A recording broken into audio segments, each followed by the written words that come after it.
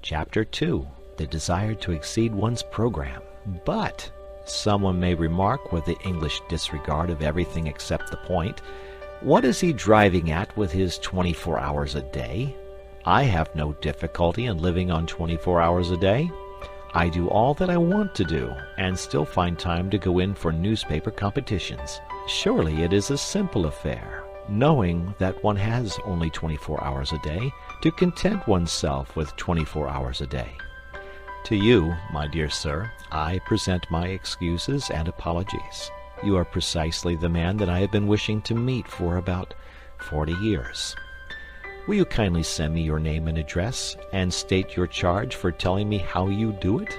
Instead of me talking to you, you ought to be talking to me.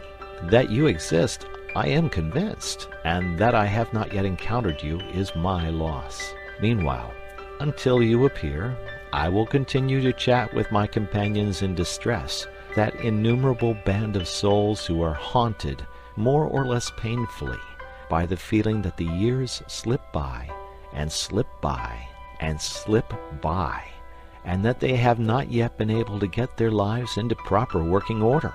If we analyze that feeling, we shall perceive it to be primarily one of uneasiness, of expectation, of looking forward, of aspiration. It is a source of constant discomfort, for it behaves like a skeleton at the feast of all our enjoyments.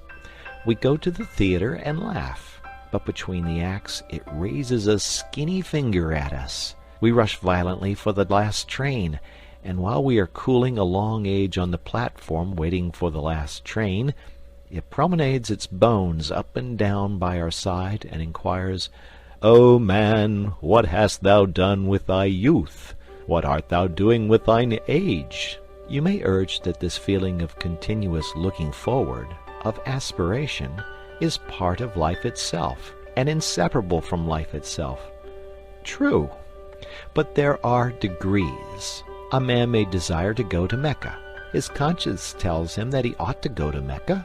He fares forth, either by the aid of cooks or unassisted. He may probably never reach Mecca. He may drown before he gets to Port Said. He may perish ingloriously on the coast of the Red Sea. His desire may remain eternally frustrate. Unfulfilled aspiration may always trouble him, but he will not be tormented in the same way as the man who, desiring to reach Mecca, and harried by the desire to reach Mecca, never leaves Brixton. It is something to have left Brixton. Most of us have not left Brixton. We have not even taken a cab to Ludgate Circus and inquired from cooks the price of a conducted tour. And our excuse to ourselves is that there are only 24 hours in the day.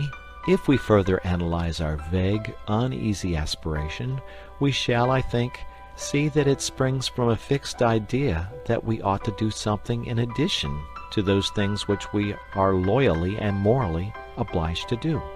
We are obliged, by various codes written and unwritten, to maintain ourselves and our families, if any, in health and comfort, to pay our debts, to save, to increase our prosperity by increasing our efficiency, a task sufficiently difficult, a task which very few of us achieve, a task often beyond our skill. Yet, if we succeed in it, as we sometimes do, we are not satisfied. The skeleton is still with us. And even when we realize that the task is beyond our skill, that our powers cannot cope with it, we feel that we should be less discontented if we gave to our powers, already overtaxed, something still further to do. And such is indeed the fact. The wish to accomplish something outside their formal program is common to all men who in the course of evolution have risen past a certain level. Until an effort is made to satisfy that wish, the sense of uneasy waiting for something to start which is not started will remain to disturb the peace of the soul. That wish has been called by many names. It is one form of the universal desire for knowledge, and it is so strong that men whose whole lives have been given to the systematic acquirement of knowledge have been driven by it to overstep the limits of their program in search of still more knowledge. Even Herbert Spencer, in my opinion the greatest mind that ever lived, was often forced by it into agreeable little backwaters of inquiry. I imagine that in the majority of people who are conscious of the wish to live, that is to say, people who have intellectual curiosity, the aspiration to exceed formal programs takes a literary shape. They would like to embark on a course of reading. Decidedly, the British people are becoming more and more literary.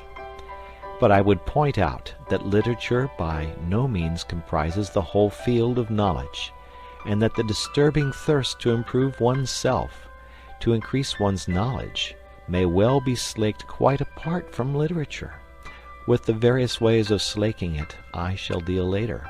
Here I merely point out to those who have no natural sympathy with literature that literature is not the only well.